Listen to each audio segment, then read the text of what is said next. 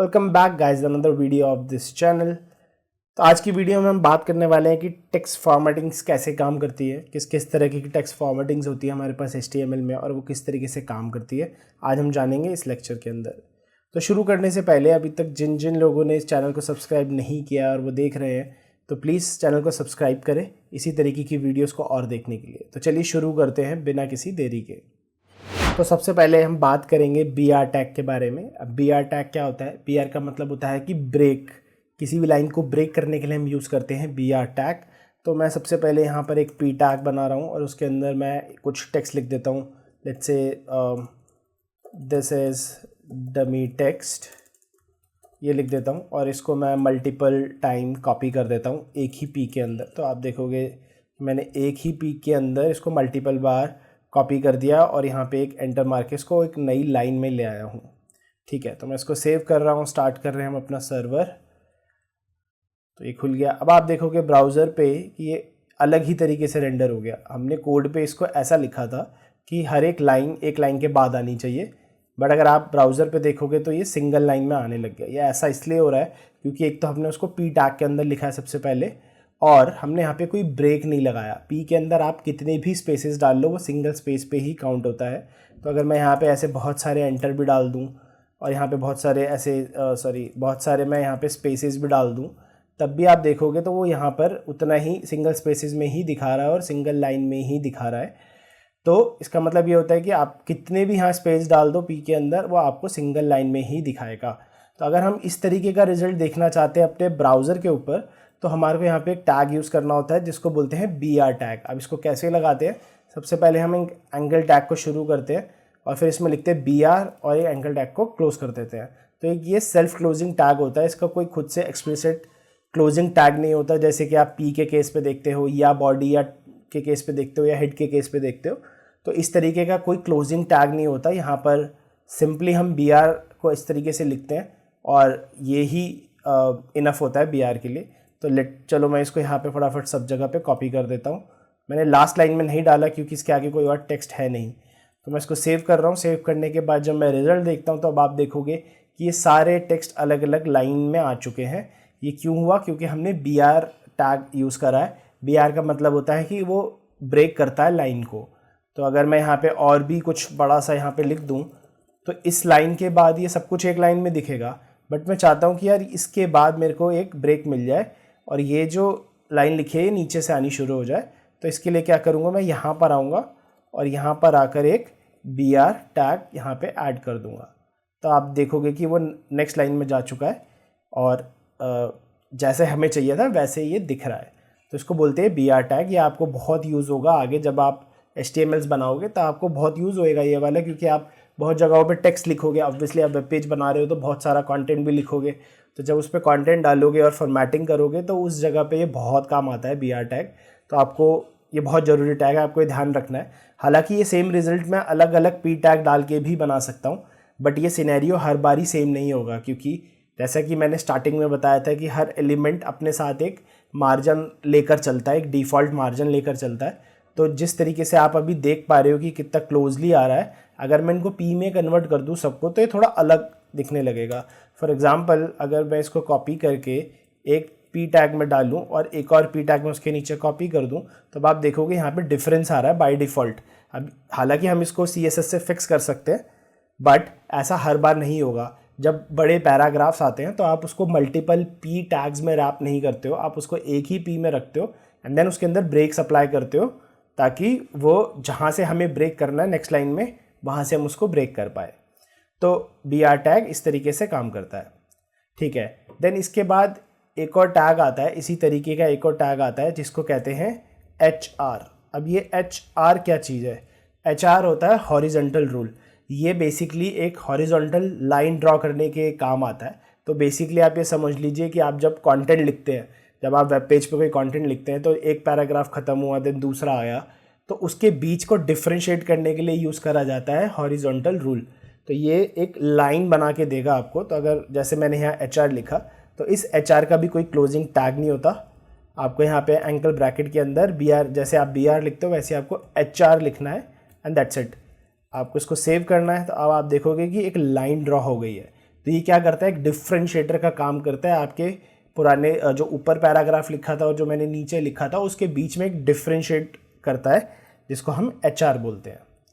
ठीक है, इसको मैं कितनी भी बार कॉपी कर सकता हूँ। लेट्स से मैंने इस P के बाद भी लगा दिया तो यहाँ पे भी एक और लाइन ड्रॉ कर देगा एंड देन उसके नीचे से अगला पैराग्राफ शुरू हो जाएगा।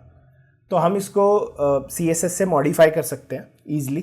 आप इसमें कोई भी स्टाइल टैग लगा सकते हो, उस पर कोई रिस्ट्रिक्शन नहीं है। आप स्टाइल टैग लगा के इसको हर तरीके से वो चेंज कर सकते हो जैसा आप करना चाहते हो। लेट्स से कि मुझे इसका बॉर्डर का कलर चेंज करना है, ये इस समय पे ब्लैक दिखता है, हो सकता है मेरे को इसकी हाइट चेंज करनी हो, तो वो सब मैं स्टाइल का टैग लगा के कर सकता हूँ। फॉर एग्जांपल अगर मैं यहाँ पे लिखता हूँ स्टाइल और मैं इसको बोलता हूँ बैकग्राउंड कलर, इसको मैं बोलता हूँ बैकग्राउंड कलर रेड और साथ में मैं इसको दे दूँ हाइट 2 पिक्सल लेट्स से, तो अब आप देखोगे कि यहाँ पर एक छोटा सा बैकग्राउंड कलर चलने लग गया है। ठीक है, अगर मैं इसकी हाइट प्रोवाइड नहीं करता हूँ तो ये बैकग्राउंड कलर दिखाई नहीं देगा क्योंकि ये अभी 1 पिक्सल का बॉर्डर है, ओनली बॉर्डर है। तो चलो मैं एक काम करता हूँ, बॉर्डर कलर को चेंज कर देते हैं एक बारी। बैकग्राउंड की जगह पे मैं कर देता हूँ बॉर्डर कलर रेड। तब आप देख पाओगे कि ये जो बॉर्डर का कलर था वो रेड हो गया है। तो कहने का मतलब ये है कि आप उसके ऊपर स्टाइल लगा के उसको चेंज कर सकते हो। इवन आप BR के ऊपर भी स्टाइल को अप्लाई कर सकते हो अकॉर्डिंग टू योर नीड। ठीक है, तो ये होते हैं HR टैग्स। तो अब हम बात करते हैं कि टेक्स्ट के अंदर और कौन कौन से फॉर्मेटिंग के टैग्स आते हैं।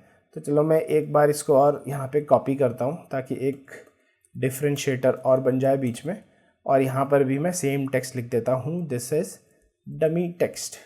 ओके, तो अब हम सबसे पहले बात करेंगे B टैग की। अब B टैग क्या होता है? B होता है बेसिकली बोल्ड करने के लिए। तो अगर आप एंगल ब्रैकेट के अंदर ऐसे B लिखेंगे और B को क्लोज करेंगे और इसके अंदर मैंने एक टेक्स्ट लिख दिया, लेट्स से मैंने लिख दिया डमी। अभी मैंने डमी को रैप कर दिया B के अंदर, तो अभी ये क्या करेगा, इसको बोल्ड कर देगा। अगर आप ब्राउज़र पे देखोगे तो डमी जो है वो सिर्फ बोल्ड हो चुका है, मतलब थोड़ा सा बाकी फ़ॉन्ट के मुकाबले ये बोल्ड दिखने लगा है। ठीक है, तो ये होता है बोल्ड। तो मैं इसको एक बारी फिर से कॉपी कर दे रहा हूँ। इसी की तरह एक और टैग होता है स्ट्रॉन्ग। तो जैसे B था वैसे ही है स्ट्रॉन्ग। अब स्ट्रॉन्ग का क्या काम है? स्ट्रॉन्ग भी बेसिकली बोल्ड ही करता है। अगर आप देखोगे तो ये दोनों डिस्प्ले के टाइम पे एग्जैक्टली सेम है, इन दोनों के बीच में कोई फ़र्क नहीं होता। अगर आप B यूज़ करते हो या आप स्ट्रॉन्ग यूज़ करते हो, विजुअली वो सेम रहता है, इसमें कोई फ़र्क नहीं है। बट इन दोनों के बीच में एक लॉजिकल डिफरेंस है। लॉजिकल डिफरेंस ये है कि जब आप B को यूज़ करते हो तो ब्राउज़र उसको एक प्लेन बोल्ड टेक्स्ट की तरह रेंडर करता है। बट अगर आप उसको स्ट्रॉन्ग के अंदर यूज़ करते हो तो ब्राउज़र को ये पता होता है कि ये जो स्ट्रॉन्ग के अंदर जो चीज़ लिखी गई है वो इम्पॉर्टेंट है। ये कहाँ काम आती है? जब आपके स्क्रीन रीडर्स काम कर रहे होते हैं ब्राउज़र के ऊपर, जब आपके स्क्रीन रीडर्स होते हैं तो उनको ये पता होता है कि ये जो स्ट्रॉन्ग के अंदर लिखा गया टेक्स्ट है ये इम्पॉर्टेंट टेक्स्ट है, तो वो उसको उसी तरीके का फोकस मिलता है। तो ये एक लॉजिकल डिफरेंस होता है दोनों टैग के बीच में। अदरवाइज डिस्प्ले के अकॉर्डिंग टू, मतलब डिस्प्ले करने के अकॉर्डिंग बिल्कुल सेम डिस्प्ले होएगा, उसमें कोई भी डिफरेंस नहीं होता। ठीक है, तो ये तो हो गया B टैग और स्ट्रॉन्ग टैग। अब बात करते हैं अगले टैग के बारे में जो कि होता है आई का मतलब क्या होता है? आई का मतलब होता है आइटैलिक टेक्स्ट। तो मैंने फिर से डमी को रैप कर दिया है आई के अंदर। तो आइटैलिक्स का मतलब ये होता है कि ये सिर्फ उस टेक्स्ट को जो आई के अंदर लिखा गया उसको आइटैलिक्स में कन्वर्ट कर देता है। जैसे कि आप यहाँ देख पा रहे हो कि ये डमी जो है आइटैलिक्स में आ रहा है। तो इसका यूज़ होता है किसी भी टेक्स्ट के अंदर किसी पर्टिकुलर वर्ड को या पर्टिकुलर वर्ड्स को आइटैलिक्स करने के लिए ये काम आता है। इस पर आप मल्टीपल वर्ड्स भी डाल सकते हो, कोई इशू नहीं है। अगर मैं डमी के आगे कुछ और लिख दूं तो आप देखोगे वो भी आइटैलिक हो गया। ठीक है, तो ये होता है आइटैलिक्स। अब जैसे B टैग और स्ट्रॉन्ग टैग होते हैं उसी तरीके से आई के साथ एक और टैग आता है विच इज़ EM टैग।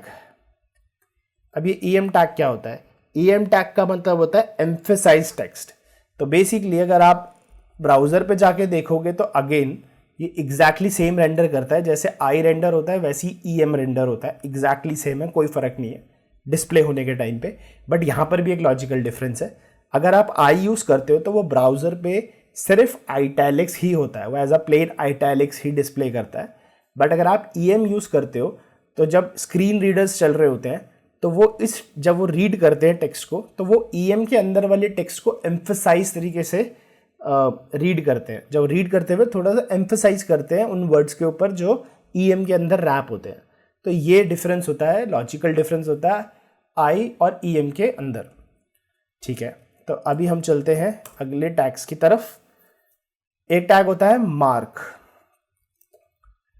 अब मार्क क्या करता है? मार्क का मतलब ये होता है कि किसी भी टेक्स्ट को हाईलाइट करना। तो बेसिकली अगर मैं मार्क लगाता हूँ तो आप ये देखोगे बाय डिफ़ॉल्ट इसने एक येलो बैकग्राउंड डाल दिया उस टेक्स्ट के पीछे। ये एग्जैक्टली उसी तरह काम करता है जैसे आप नोट्स के ऊपर कोई मार्किंग करते हैं, नोट्स के ऊपर कोई से येलो मार्कर लेके मार्किंग करते हैं ना, हाईलाइट कर देते हैं, कोई भी इंपॉर्टेंट चीज़ों को हाईलाइट कर देते हैं। ये एग्जैक्टली वही चीज़ होती है। जो भी आप टेक्स्ट उस मार्क के अंदर डालोगे ये इसको मार्क कर देता है, हाईलाइट कर देता है बेसिकली, और बाय डिफ़ॉल्ट इसको येलो कलर से मार्किंग करता है ताकि आपको वो डॉक्यूमेंट पे दिखा सकते हो कि ये हाईलाइटेड है। अभी ऑब्वियसली आप इसको स्टाइल लगा के चेंज कर सकते हो, बट बाय डिफ़ॉल्ट ये येलो कलर में आता है। इसमें एक ही टैग होता है, इसका कोई ऐसा अलग से कोई और मिलता जुलता टैग नहीं होता है।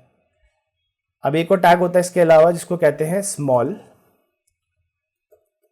स्मॉल का मतलब ये होता है कि जो आपका टेक्स्ट था उसके अंदर जो भी चीज़ आपने स्मॉल के अंदर रैप करी है, जितना भी टेक्स्ट आपने स्मॉल के अंदर रैप किया है उसको वो थोड़ा सा छोटा दिखाएगा ब्राउज़र पे। ये देखिए, तो यहाँ पे क्या हो रहा है कि ये दिस इज़ और टेक्स्ट एक जैसा दिखता है और डमी जो है थोड़ा सा छोटा नज़र आ रहा है। उसका काम ही है कि वो आपके फॉन्ट के अंदर से जिसको भी आपके टेक्स्ट के अंदर आपने जो कुछ भी स्मॉल के अंदर रैप किया है ये उसको थोड़ा सा छोटा दिखाता है दूसरों के मुकाबले। तो इसका ये काम होता है। तो चल बढ़ते अपने अगली टैग की तरफ। अगला टैग है हमारे पास डेल। तो बेसिकली ये डिलीट टैग होता है। तो जब हमें ये दिखाना होता है कि हमने जैसे डॉक्यूमेंट से कुछ चीज़ डिलीट कर दी, तो जब हमें वो दिखाना होता है तो हम ये डिलीट टैग का यूज़ करते हैं। तो ये क्या करता है, ऊपर एक लाइन ड्रॉ कर देता है, राइट, एक लाइन ड्रॉ कर देता है ऊपर, स्ट्राइक थ्रू बोलते हैं इसको ये लाइन ड्रॉ करता है। तो ये रिप्रेजेंट करता है कि हमने ये वर्ड जो है डॉक्यूमेंट से हटा दिया है। तो अगर आपने देखा होगा जब आप नोट्स बनाते हो पेन से, तो जो नहीं चाहिए होता आप उसके ऊपर एक लाइन बना देते हो, काट देते हो उसको। सेम तरीके से ये डिलीट काम करता है कि ये बताता है ब्राउज़र को, डिस्प्ले ऐसे करता है कि हमने डॉक्यूमेंट से ये वर्ड हटा दिया है, तो इसलिए उसके ऊपर एक लाइन आती है। तो ये होता है डिलीट टैग। तो जिस तरीके से डिलीट टैग होता है हमारे पास, उसी तरीके से हमारे पास इंसर्टेड टैग भी होता है। इंसर्टेड का मतलब ये होता है कि हम ये बता रहे हैं कि ये चीज़ ऐड हुई है डॉक्यूमेंट के अंदर। तो अगर मैं इसको इस टैग में रैप कर दूं जिसको INS बोलते हैं, इंसर्टेड को, तो अगर मैं इसको ऐसे जाके देखूं तो आप देखोगे बाय डिफ़ॉल्ट ये अंडरलाइन है, बट आप इसको चेंज कर सकते हो स्टाइल लगा के। तो हम इससे ये बता सकते हैं इन दोनों टैग से कि अच्छा ये वाला डॉक्यूमेंट से डिलीट हुआ था और ये वाला डॉक्यूमेंट पे ऐड हुआ है। तो आप वो कंपैरिजन यहाँ पे दिखा सकते हो। तो दोनों के लिए ही HTML में टैग्स अवेलेबल होते हैं। ठीक है, तो अब इसके अलावा हमारे पास दो मेजर टैग्स और होते हैं जिसको बोलते हैं सबस्क्रिप्ट और सुपरस्क्रिप्ट। तो अब सबस्क्रिप्ट क्या होता है जान लेते हैं एक बार। सबस्क्रिप्ट, तो इसका टैग होता है SUB। मैंने SUB को स्टार्ट किया, SUB को एंड किया, उसके अंदर डमी को रैप कर लिया है। तो SUB का मतलब ये होता है कि आपके वर्ड को थोड़ा सा नीचे करके दिखाएगा। जैसे आप देखोगे दिस इज, डमी को थोड़ा नीचे कर दिया उसने एंड देन टेक्स्ट नॉर्मल आ रहा है, तो ये होता है आपका सबस्क्रिप्ट। ताकि ये इससे क्या होता है कि आपका जो फॉन्ट होगा, आपका जो वर्ड होगा, उसको वो थोड़ा सा अलाइनमेंट से नीचे करके दिखाएगा और थोड़ा छोटा करके दिखाएगा। तो ये होता है सबस्क्रिप्ट। ठीक है, इसी तरीके से एक और होता है सुपरस्क्रिप्ट। तो उसके लिए हम क्या लिखते हैं, SUP। तो SUP उसका एक टैग होता है सब। और अगर मैं इसको अब जाके देखूँ तो ये उल्टा काम करता है। तो बेसिकली सबस्क्रिप्ट में ये नीचे की तरफ जा रहा था और सुपरस्क्रिप्ट में ये ऊपर की तरफ जा रहा है। ये जैसे मैथ्स में हम ऊपर पावर लगाते हैं ना, जैसे ऊपर हम 3 के ऊपर पावर लगा देते हैं, तो ये उसी तरीके से थोड़ा सा टेक्स्ट के ऊपर दिखाता है। तो ये डिफरेंस होता है दोनों टैग्स के अंदर, मतलब सुपरस्क्रिप्ट में और सबस्क्रिप्ट में ये फ़र्क होता है। ठीक है, तो आई होप यहाँ तक तो आपको समझ में आया होगा। देन इसके बाद हम बात करेंगे एक टैग के बारे में जो कि होता है ब्लॉक कोट टैग। अब ये क्या चीज़ होती है?